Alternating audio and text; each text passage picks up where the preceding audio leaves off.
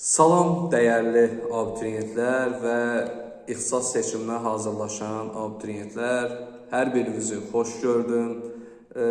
İkinci cəhddə hər birinizə uğurlar arzulayıram və istədiyiniz nəticəyə nail olmaq üçün nə etmək lazımdır? Biraz mütaliə eləmək, biraz testlər işləmək və bütün mövzuları cəm şəklində özünüzə uyğun şəkildə, belə deyim ki, çalışın, adaptasiya olasınız və imtahanın qorxusu və ya problemləri sizi düşündürməsin. Çalışın, inamlı, özünüzə inamınız olsun və gələcəyə inamlı olun və bu zaman istədiyiniz bütün nəticələri əldə edəcəksiniz. Və keçək müəyyən məsələlərə, şagirdlərin verdiyi suallara. Əsasən problemlərlə bağlı suallar verirlər ki, müəllim, məsələn, Dövlət İmtahan Mərkəzi, baxın, bu jurnalı, bu ilin jurnalıdır, 2025-ci ilin jurnalıdır hər halda gördüyünüz kimi və burada artıq balları veriblər. Yəni, bu jurnal haqqında paylaşım eləmişəm ətraflı şəkildə və jurnal çəkilişim olubdur və ixtisasların, balların hər birini formal şəkildə sizlər üçün elan etmişəm. Ortada bir problem var. Problem nədən ibarətdir? Uşaqlar ən çox narahatçılığı nəyə görədir? Deyirlər ki, müəllim, bu ballar avqust ayında ixtisas seçimi zamanı dəyişə bilərmi? Əlbəttə ki, xeyr. Baxın, sizi aldada bilərlər, sizə müəyyən yalanlar danışa bilərlər. Bunu niyə eləyirlər? Siz onlardan asılı olasınız deyə. Amma həqiqətləri indi dinləyin və özünüzü tam sərbəst, rahatlıqla imtahana hazır hiss eləyin. Çünki sizin qarşınızda ikinci şans var və buna görə də mən sizin üçün bu həqiqətləri açıqlayacağam ki, şagirdlərimiz narahatçılıqdan və qorxudan uzaq olsunlar. Birinci növbədə bu ballar heç bir halda dəyişə bilməz və məsəl üçün bu illəri imtahan verir 130 min tələbə və Dövlət İmtahan Mərkəzi bu il deyək ki, ştat olaraq ayrı 80 min yer və ya 70 min yer və sizlər bu yerlər uğrunda mübarizə aparırsınız və ortada bəzi məsələlər var, bəzi nüanslar, yeni yaranan sahələri artırırlar və plan yerlərini çoxaldırlar. Deməli, bizim məsələmiz nə oldu? Plan yerləri.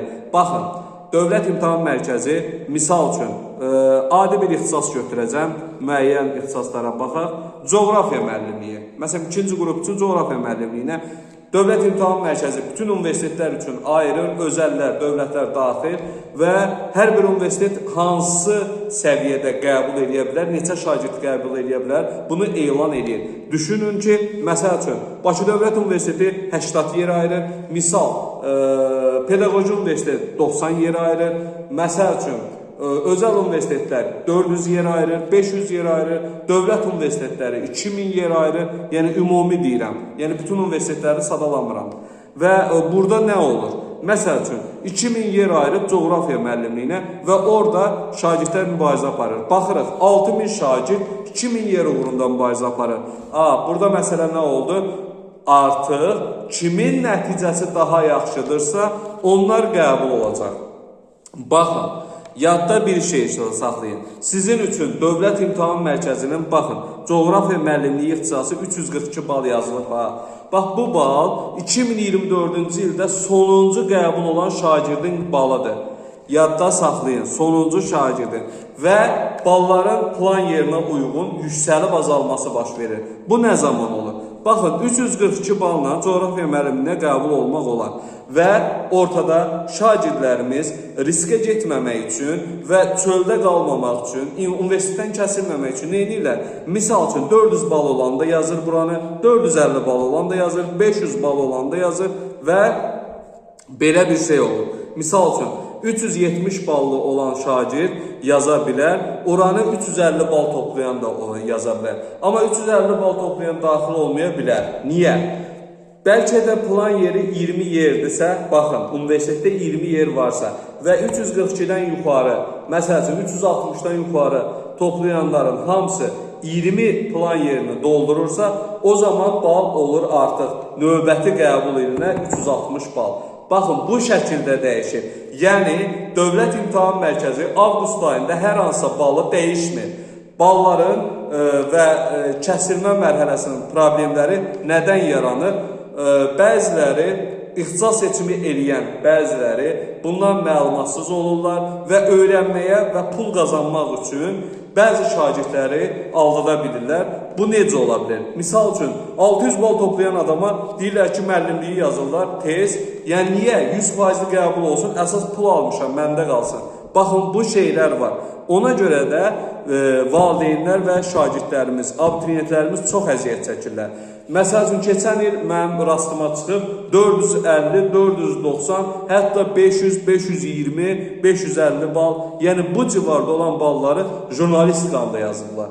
Təsəvvürünüzə gətirin, nə demək istəyirəm. Yəni, niyə yazırlar? 100% qəbul olsun, əsas odur ki, aldığı pul özünə qalsın. Amma o adam ixtisas seçimi eləyən zaman hər hansı ümumi orta hesablamanı aparmır, plan yerlərinin sayına düzgün baxmır, yəni vaxt itirmir onlara. Sadəcə ballar jurnalını qoyur qabağına, tap-tap nə gəldi yazır. Onu zaten valideyn də yaza bilər. Evdə oturan hər bir kəs yaza bilər.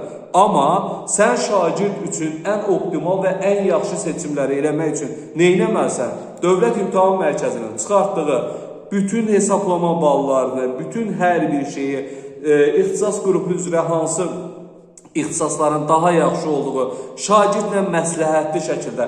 Baxın, çoxsu qarşılıqlı şəkildə heç məsləhətləşmir. Elə qoyur qabağına dəftər uçqanı tez-tez yazır, yola salır. Əsas odur, mən seçim elədim deyir. Amma elə deyil.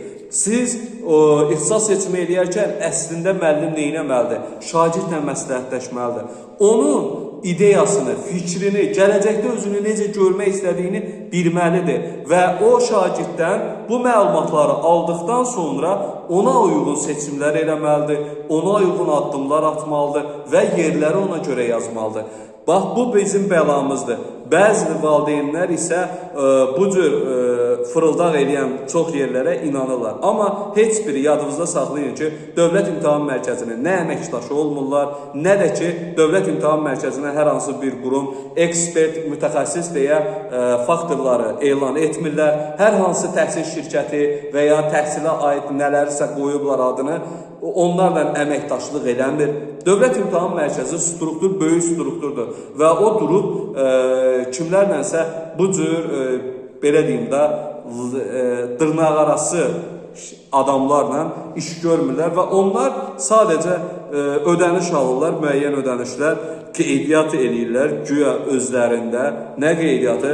Pulun yarısını indi ver, yarısını da həmin yazan vaxtı verərsiniz. Niyə alırlar o pulu? Bilirsiniz? Deyin. Bu pulu alırlar ki, yəni sən 100% məndəsən, gedib hər hansı bir yerdə nələrsə öyrənmə və əsas odur ki, mən pul qazanım və 200 manat, 300 manat kimi məbləğlər oxunur. Həqiqətən çox qeyri-realdır. Hətta elə olur ki, yüksək bal toplayıb, ondan belə 200 manat alır ki, güya super fikirləşəcək. Nə fikirləşəsən ki? Yəni, əlində yaxşı balı var da, bu şagirdən sadəcə sən istiqamət verə bilərsən istəsən və onu daha yaxşı eləyə bilərsən. Amma neyini? Bu gecə-gündüz fikirləşəcək, 200 manat pul olacaq. O heç eləmir əslində. Elədiyi onun fırıldaqdır. Həqiqətən fırıldaqdır. Çünki o adam 600 bal toplayana da müəllimliyi yazır, 300 bal toplayana da müəllimliyi yazır. Yəni, bunun elədiyi artıq seçim deyil. Bu, bəzi təşkilatlar var. Yəni, hamısından mesajlarım var. Prosto neçə dəfə paylaşmışam. İstəyən olsa, maraqlanmaq istəyən, yəni yenə də çəkiliş edib ataram.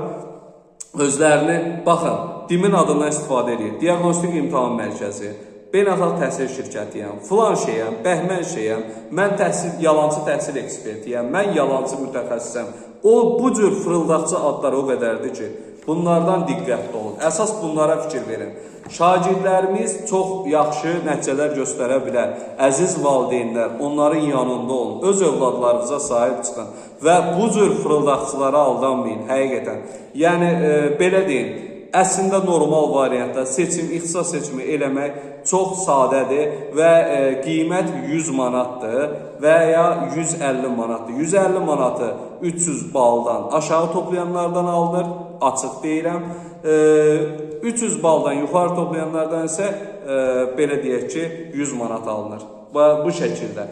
Və ixtisas seçimini axıra qədər olunur, bitdi. Amma elə də olur ki, məsəl üçün, daha yaxşı prezident təqaüdünə falan yüksək yerlərə düşənlərdən isə ödənişsiz seçimlər edilir. Yəni övladlarınıza sahib çıxın. Hər hansısa bir TikTokda, hesablarda gördüyünüz adamlara aldanmayın. Bu adam TikTokda səhərdən axşama kimi çəkiliş eləyirsə, deməli ən böyük fırıldaqçıdır. Bunu yadda saxlayın. Mən sizlər üçün bunu özümə borc bildim səsləndirməyi. Çünki valideynlərə aldadan nədir? Ayda TikTokda nə qədər izlənməsi var? O izlənmənin əhəmiyyəti yoxdur. Bu adam dövlət qurumunda işləmir. Dövlət imtahan mərkəzində işləmir. Təhsildə xəbəri belə yoxdur. Mən də durum gedim, bir dənə arenda yer götürüm, kurs eləyim, üstünə bir dənə şəkil yapışdırım, bomba kimi. İxtisas seçimi Dövlət İmtahan Mərkəzinin bir qurumu yox, bizdə şap-şap ixtisas seçimi eləyirik. Hamısı yalandır və 5-6 dənə kompüteri qoyurlar qabaqlarına.